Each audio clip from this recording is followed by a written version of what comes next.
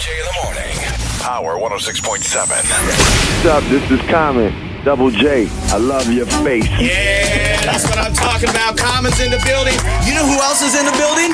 Michael Rainey Jr. How are you, Michael? Good. Michael, do you love his face too? Yes, Double J, I love your face. Yeah, there we go. You know, Common, because you got Michael on the phone, Michael, have you ever heard earmuffs? Yes. Okay, earmuffs real quick, Michael, okay? All right. Just earmuffs real quick. Common. Yeah. How long before you whoop Drake's ass? No, that's beef been squashed. That's 2012, man. That's squashed early 2012. Hey, you know something I've always wanted to know? You started off with the name Common Sense. What got you to change your name from Common Sense just down to Common? Well, what happened is it was a group that had the name, and they basically was doing a lawsuit against me. So in order for me to continue putting out records, I had to shorten my name just to Common, which, at the time I was like, man, my name is Common Sense. But eventually Common became even more appropriate because I feel like I do music for the everyday people. You had common sense about getting sued, and you said, okay, I'm going to drop the common sense. Let it go. Fox News really vilified you, and especially Sean Hannity and a couple other people really, really tried to vilify you. You get invited to the White House. You hear people like Sean Hannity just raking you over the coals, taking words that you said out of context.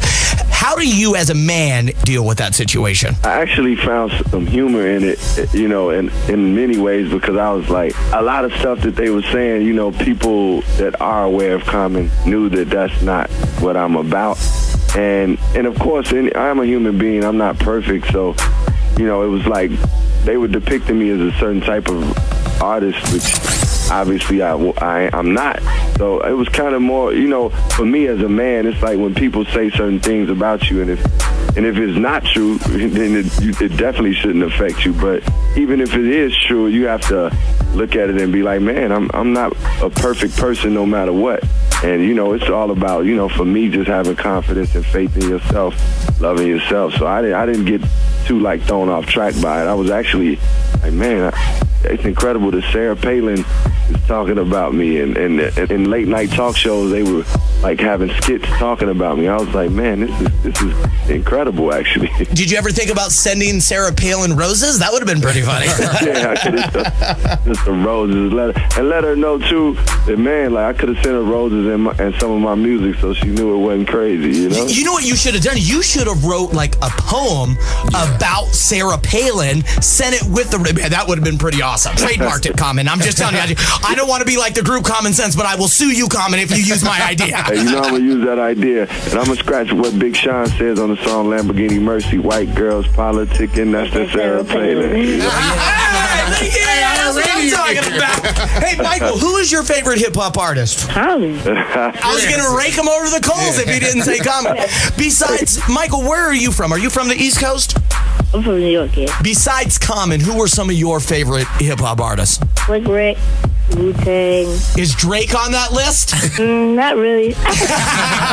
Common, you have taught your young prodigy very well, I see. I like some of his songs. Yeah. He's speaking for the truth, though. This guy, man, like he said, he was listening to Slick Rick, and he was reciting Slick Rick's records and stuff. And I'm like, man, along with obviously some of the new stuff, whether it was, we were just talking about Chief Keef and some of the artists from Chicago. But, I actually like Drake myself, to be honest. But it's just, when it's time to go to battle, just battle. We battled like MCs and shook hands, Let's talk about the new movie. The new movie is called Love. You play an ex-con that just got out of prison. Yeah. I was talking to this stupid white woman yesterday, and I said, "Oh, Common's coming on." I say that as a joke, but I said, "Oh, Common's coming on the show," and she said, "Oh, well, why?" I said, "He's promoting his new movie. He plays an ex-con," and she said, "Oh, another black guy playing the role of an ex-con," and I started thinking about that, and I said, "Yeah, I wonder, do you think about stuff like that when you take on movie roles?" Oh yeah, I mean, I definitely think about that, and I think what's really important for me, and I feel it's an honor and a privilege to be able to take on these characters, whether it's a con, an ex-con, a street person. what I like to do is show the humanity in that. So a person like that woman won't eventually be thinking like, okay, well, just because this person was in jail, then they just no good. Like, because that's not necessarily true. I mean, it's like, even in the story Love, we show the humanity and how a person, like, my character has a dream of doing right and doing good, and he wants to show his nephew, who's played by Michael, he wants to show him, like, a better way of life. He wants to be a father figure to him. But the circumstances and the situations and the tools he's been given already is not allowing him to do it. So, I mean, I think it's important. I don't, like, when we tell stories, we don't do it, like, just for, like, one nationality. Though this cast, is predominantly African-American, it's like, this is a human story. It's a story about somebody pursuing their dream and just not being able to go there with it. And the love that they give to that nephew is not really the proper way to do it. And I think everybody needs to know about these stories. If you just tuned into the program, we're talking with hip-hop legend and actor Common, who is promoting his new movie called Love. Let me ask you about 3 individuals and let me know, who are you in love with, if any of them? Taraji P. Henson, Serena Williams, or Erykah Badu? No, you know what we should play, and I don't think he's going to play it, though, but I got to ask him. Would you be willing to play sleep with one, marry one, deport one? I'll play marry one. And I would say, obviously I had great relationships with all 3 of those women. And, I just, Serena was my ex-girlfriend of most recent, and she's just a lovely, incredible woman. So that would be the one that I would probably have been most close to marrying. Did you ever beat her in tennis? Man, I couldn't beat her, but she played left-handed. If she played like any type of handicap, man, that girl is phenomenal, man. The greatest female tennis player ever. The first time she beat you in tennis, every man goes, okay, there's something I'm better than her at. How many things did you try? Basketball, hockey, dominoes, cards? Like, what did you finally end up beating her in? You know good and well, like, after you get beat by your lady in anything, you got to go compete in something else. So I played her in basketball. Of course, I beat her. Smashed on her. I outran her. I beat her in Uno.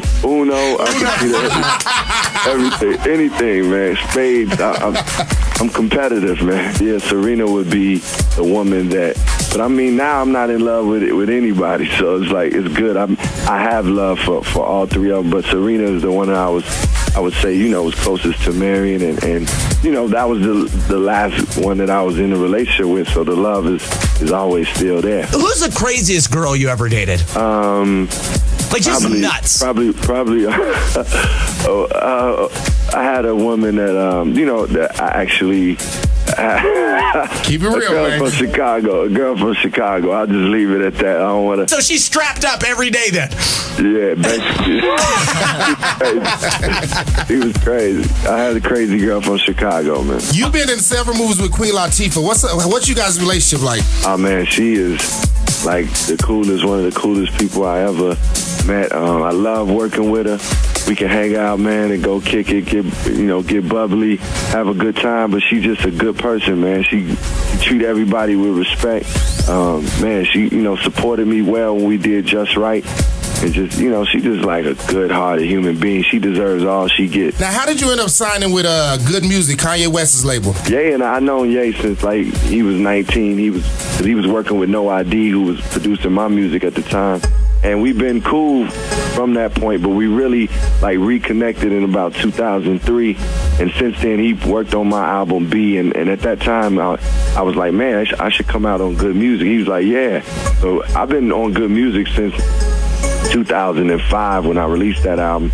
And, I've just been a part of it, but I hadn't been doing a lot of music. So even though my last album didn't get, because of technical reasons, couldn't be released technically on Good Music, I've still been a part of the family. And Kim hasn't tried to hook up with you yet, huh? Nah, man. No. He's in love with my man. They in love. And they friends. Her and Serena friends. So that was never going to happen. Who would you rather date? Would you rather date a white woman, a Latino woman, or a black woman? A beautiful woman. That is the absolute 100% correct answer right there. Beautiful woman. That's it. When does the movie come out? The movie comes out January 18th. Yeah. January 18th in AMC Theaters. It's called Love, L-U-V. And you could actually, we actually have a Twitter where you can go check it at Love the Film, L-U-V the Film, and find out what's going on, because we got a lot of different things promoting the film. Are you guys actually responding to fans that send out tweets? Oh, yes, for sure. And you can catch me at Common. Michael, you got a Twitter? Yeah, Michael Rainey Jr. Yeah. At Michael Rainey Jr. Michael, thank you so much. I'm sorry we had to have a lot of big boy talk on here. Next time we'll have some more non-earmuff material for you. Common, thank you so much, man. We really appreciate you hanging out with us, brother. Hey, thank y'all, man. Much love. And that's how it's done. Wake up, wake up. Wake up with Double J in the morning. Weekdays 6 a.m. to 10 a.m. on Power 106.7.